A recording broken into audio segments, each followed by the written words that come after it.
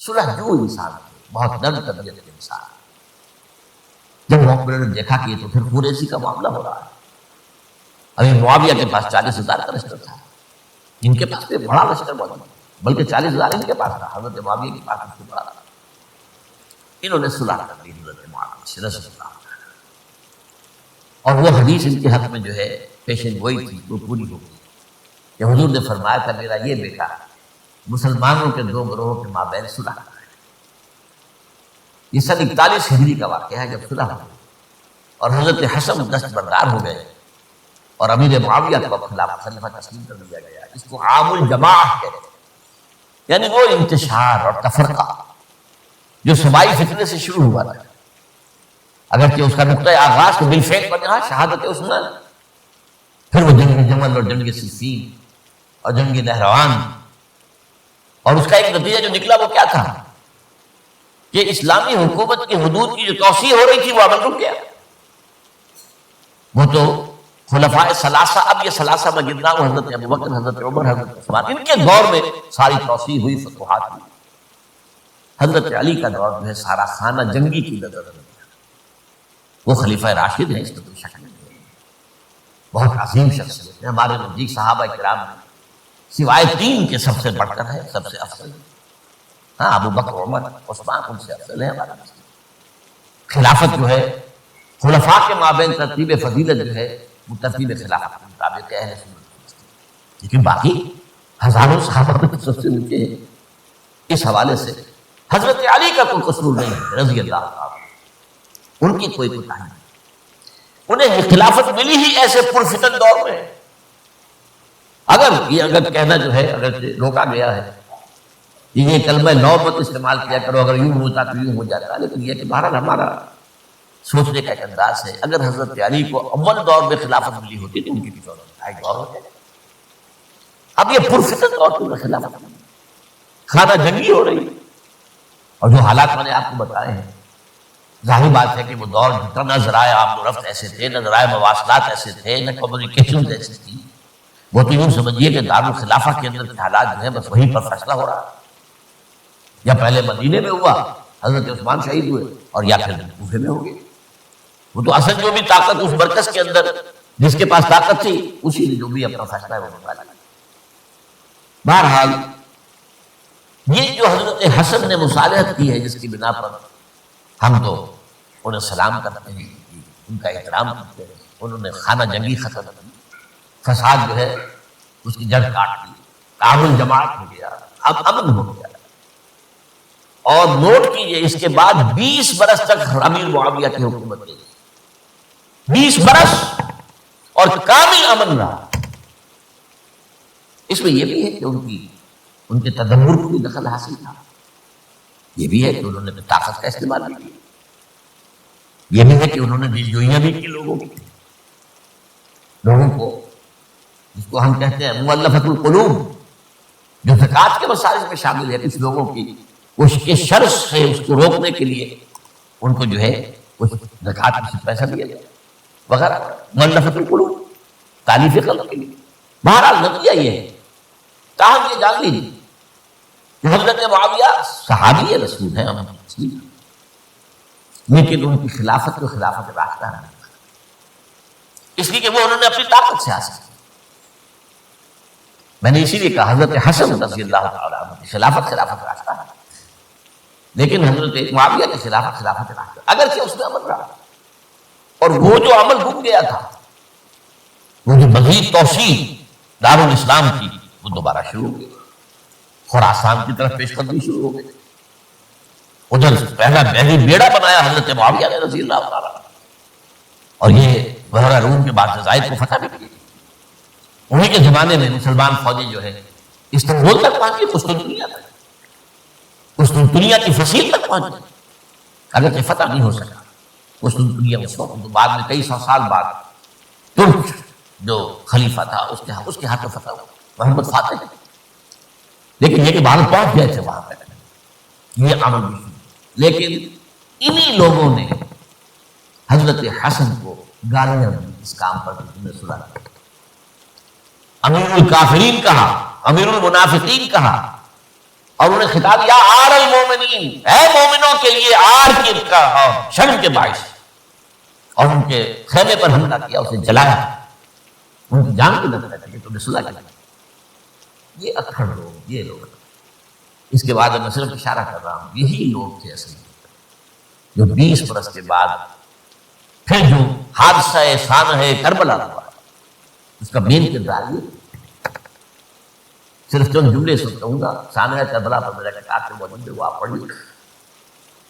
حضرت معاویہ رضی اللہ تعالیٰ عنہ کو مغیرہ ابن شعبہ ایک بزرگ صحابیوں میں سے تھے، انہوں نے مشورہ دیا کہ دیکھیے آپ کی خلافت سے پہلے 4 برس تک خانہ جنگی رہی، 1 لاکھ سے زیادہ مسلمان دوسرے کی تلواروں سے ختم۔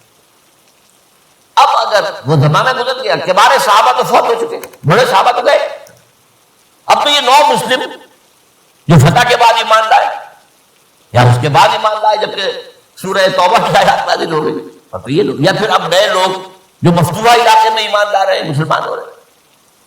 لہٰذا اب وہ جو مسلمانوں کا ایک نظام خلافت راستہ کا تھا، اگر اس کے پیچھے کسی مضبوط قبیلے کی طاقت نہ ہو تو وہ مرکزیت قائم نہیں رکھ سکے گا، لہٰذا آپ یزید کو اپنا ولی عہد مقرر۔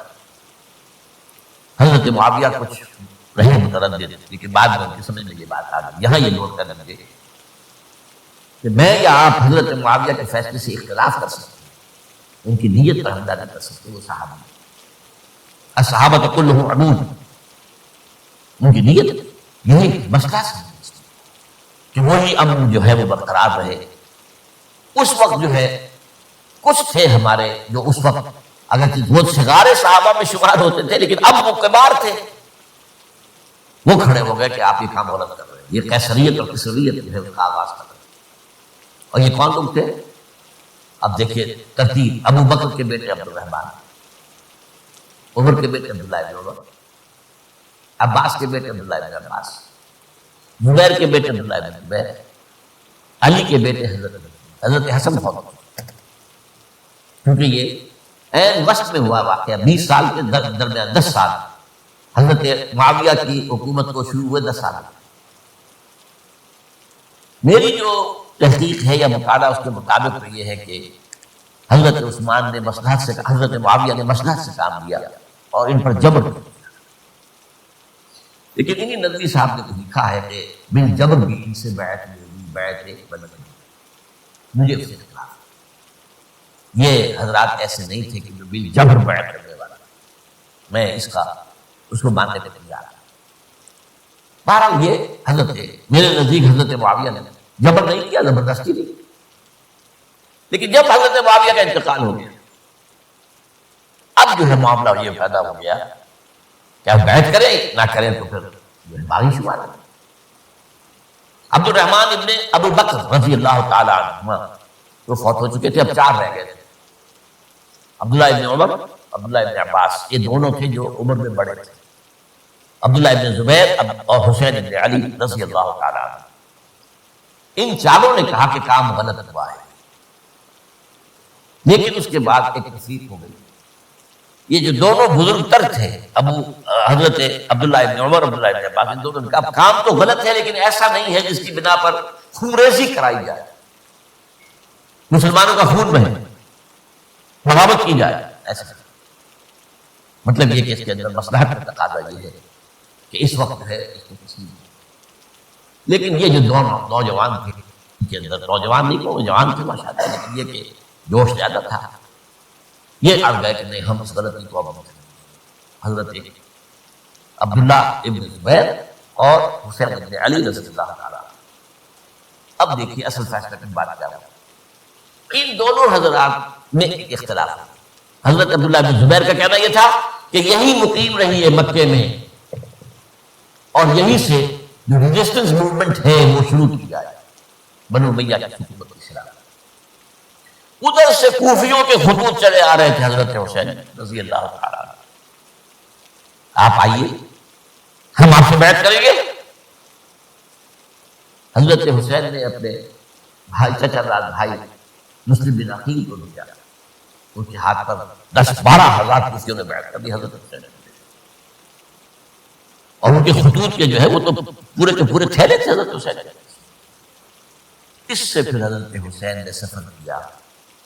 ادھر یہ ہوا کہ یزید کی طرف سے عبید اللہ ابن زیاد جو ہے گورنر بن کر آیا، اس نے جو تشدد کیا کوفیوں پر، سب نے بیعت توڑ دی، اور حضرت مسلم بن عقیل جو ہے ان کو شہید کیا۔ یہ خبر پہنچی ہے حضرت حسین کو، آپ اپنے درمیان میں تھے سفر کے، آپ نے مناسب سمجھا کہ میں واپس لوٹ کر، لیکن حضرت مسلم بن عقیل کے بیٹے کھڑے ہو گئے کہ اب ہم قصاص لیے، ہمارا باپ شہید کیا جائے، قصاص لیے بیعت ہو جائے۔ اب یہ مروت کے خلاف تھا حضرت حسین کہ وہ ان کو چھوڑ۔ یہ وجہ ہے کہ وہ حادثہ پیش آیا، اور اس میں بھی اصل وجہ میں بتاتا ہوں جو ہے ختم ہو گیا ہے، وہ یہ ہے کہ حضرت حسین نے جب وہ لشکر تھا کوفیوں کا، کوفی تو آئے تھے، وہی کوفی جنہوں نے بیعت کی تھی، وہی بیعت توڑنے والے تھے، وہی لشکر میں آئے تھے حضرت حسین کے خلاف۔